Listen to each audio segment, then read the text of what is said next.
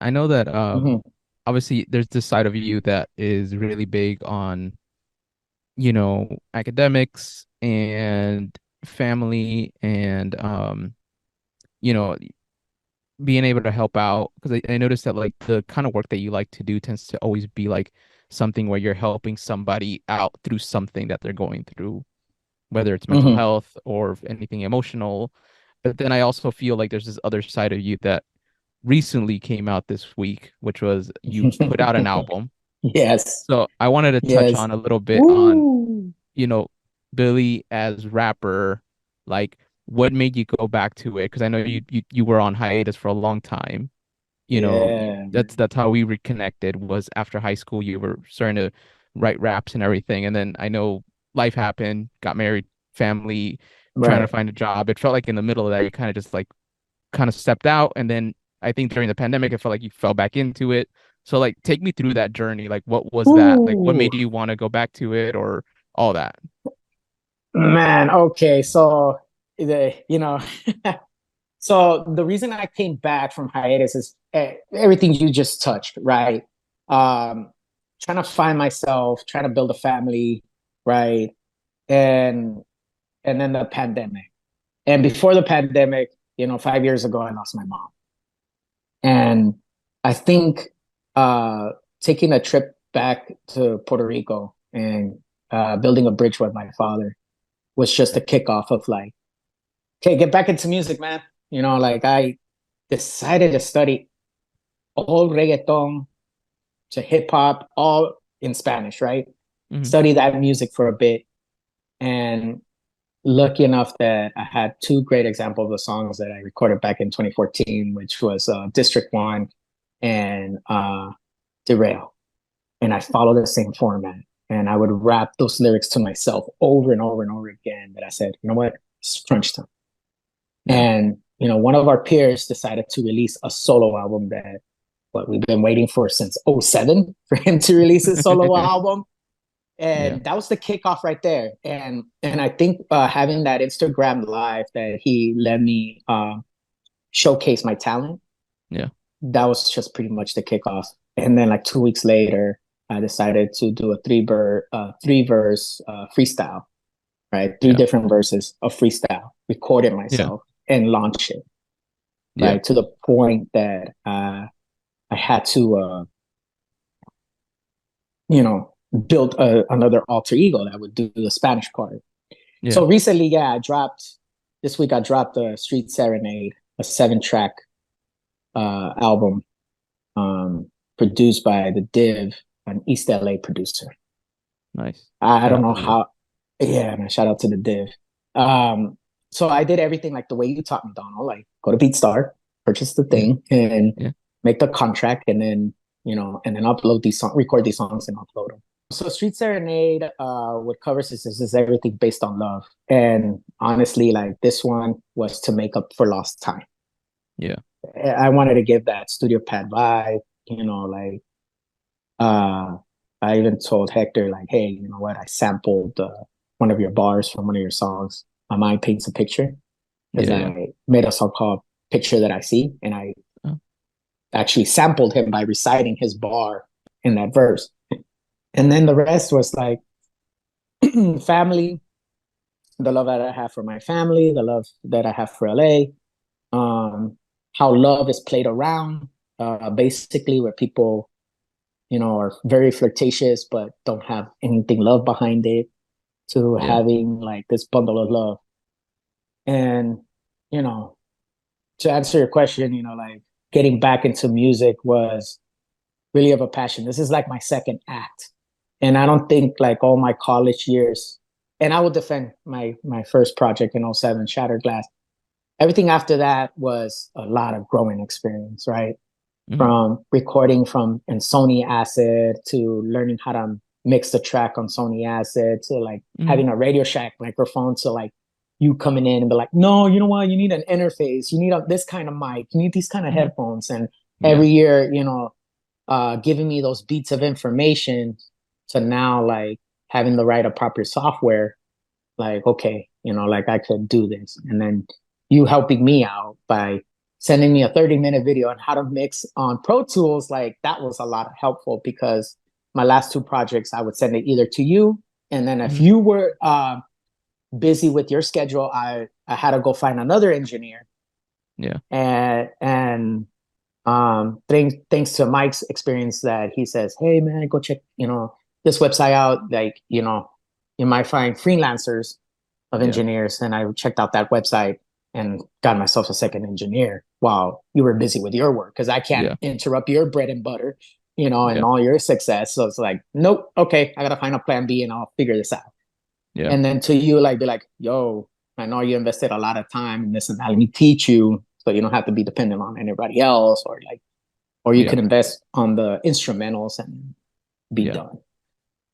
But yeah, so yeah, Bundle of Love is a lot about family love and dedication. And I was telling Peter through text, I wanted to make some for lost times, and I want to give a lot of recognitions for those that I collaborated with in the last year, and it's all home based, like the Inner Hmm. Aspects crew to the homie Genetics up Hmm. north, and like you and Hector, like for inspiring me for doing this music. And there's a little bit of bits and pieces of Yeah. that I put in the canvas on this art, like, and dedicate it to you guys. So Yeah. I wanted to make it more home based. Yeah. Yeah. So Yeah.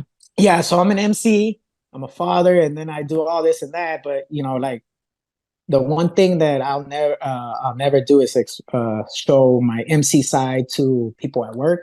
I did it Yeah. this last year, and this peer of mine from work, like she does like some sort of like R&B type music, right? Hmm.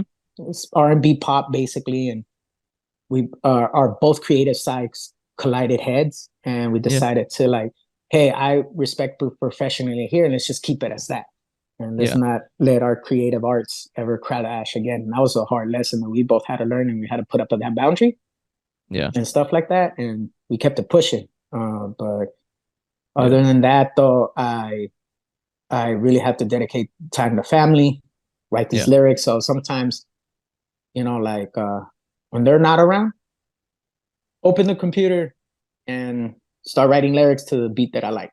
Boom, and get that process going. Yeah. You So know. so this project, you wrote it, you recorded it, you mixed it, you Yep. mastered it, created the artwork for it.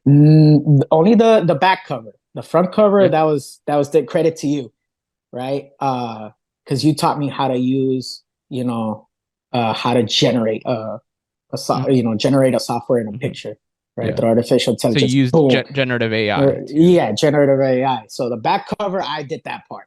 yeah. The front cover, I gotta thank you for helping me pick that out, like how to Yeah. do it. I was like, perfect. Let's put this one out because it Yeah. had that vibe with the Street Serenade, and Yeah. to go with the yeah, it's just the regular high school kid listening to underground hip hop on the way to school or away from school, away Yeah. home from school, or on the Yeah. way to the gym, whatever. So I Yeah. wanted to give it that vibe. And you added like the Dodger hat for the Yeah, to definitely. rep, right? Because Yeah, like LA exactly. Right. LA never leaves you. LA never leaves me, and it's a lot of LA based. The beats, the producers from East LA, so it's like Yeah. I had to take advantage of all that LA based. So it's Yeah. like all my music will be LA based, and the only thing you'll never hear from saying like hear me say like, oh, I'm at the block or I go hit up the homies. You don't hear me say none of that, and Yeah. I could say neighborhood stories and actual facts because of facts that I gathered Hmm. and the news I've seen, or I Hmm. just want to project what the news can't tell you.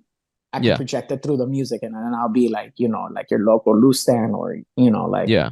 the Yeah. podcast guy, or whatever, just Yeah. through music, right? Yeah. Because I remember you showed me a song. I don't think it's on this project. I might be wrong, but Mm-hmm. right now I can't remember off the top of my head, but I remember you did a song where you kind of you gave some criticism towards the board of like the educational kind of Oh system, and yeah, because of just like little politics that you've encountered. yeah. In Camino was not part of this project. It was a single off Yeah. the project, so I kind of reunited like two of my alter egos to put Yeah. that out.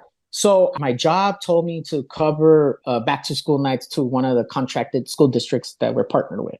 Yeah. I said, for sure, hit me up over there because I think, I have network and I have built bridges with one of the schooling coordinators out there. And then, I would like to help her out.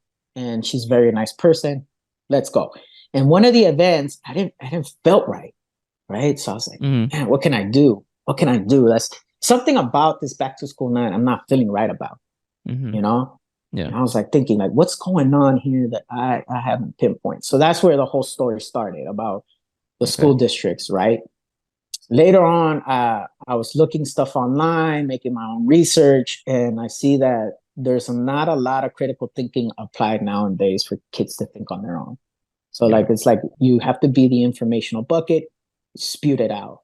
And they Yeah. said that with all the learning lessons that you learn from a classroom, from a teacher, Yeah. that's knowledge. No, knowledge it comes from experience that you Yeah. teach from yourself. So you let life experience be your teacher, and Yeah. that's how you gain knowledge, right? To be like that. Hmm. So then the second verse was about in Puerto Rico, right? The governor and addressed the public like because there was a teacher that died because he had three jobs and he died in a car accident where a 16-wheeler ran him over, teed him off. Oh, wow. And he had three jobs because he would teach out of school in the morning and and then he had two other jobs that I don't recall from the top of my head. But he was on his way to go home, change clothes, and then go back to his first job, Hmm. right? But he didn't make it home that night. Yeah.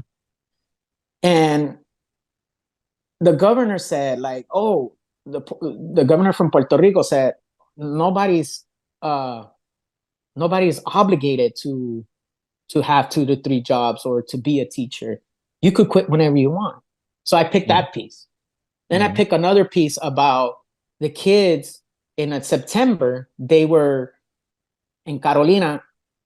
In Carolina, kids came out of their classroom to protest because the classroom conditions are not kept up to par Hmm. like they do here in the state. Yeah. So it's all run down. Like there was no air conditioning, the windows could barely open. Hmm. The fan is there, but you don't know when the electricity would go off, this and that. And the kids decided to protest and to be Hmm. heard. To now recently, like they make TikTok videos of how their playgrounds is a little run down and they don't have soap in the bathroom or they don't have a Hmm. bathroom stall to open and whatnot. So there's Hmm. some schools in PR that don't go through that. So that's why I wanted to cover a lot in the education system because it's not felt right to even now having my own experience, Hmm. right? Like recently I've been getting all these referrals from one of this school and I was talking to a soon to be psychologist and I don't think not even the administrative are dedicating time to these kids Hmm. when they're when they could give them additional support for behavior Hmm. and they let their administrative staff like let's get them counseling, let's get them individual rehab or therapy, let someone else handle it. Hmm. And that's what we realized right now, so it's like, all right, let's Yeah. get them the support, but like I don't know what they're learning from school, right? Or I Yeah. don't know what support they get additional from school. Yeah, right now that you're saying that, it reminded me Mm-hmm. of I think this was the last time Mike and I re-recorded an Mm-hmm. episode. We talked about the Mm-hmm. mental health, like Prop One, Yep. having to take money from the mental health stuff. And I think that's something that I know Mike had brought up about how like the government somehow isn't really doing enough, even though they say they are, about like finding solutions for all these things. Um, and I wonder like how much is like the education system complicit in this and how much like all these institutions are complicit in it because it feels like um it feels like it trickles over a lot of other things, like, and I Mm-hmm. think it just sucks because these are people's livelihoods, and it just sucks to think that like, in Puerto Rico, like something basic like having a nice bathroom is such a struggle, Mm-hmm. or you know what I Yeah. mean? Those are, and the bathroom is something that we all need, like because Mm-hmm. people have to do their stuff, and it's a human thing, and I think like it's just interesting to see from your perspective, like how it feels like the problems are still the same, and it's like regardless of what you're experiencing, like it feels like it just doesn't, I don't know what the solution really is, but it feels like a lot of government entities are not doing enough to solve it, and it feels like institutions themselves, private institutions and public, are also kind of not doing enough. At least that's what it feels like.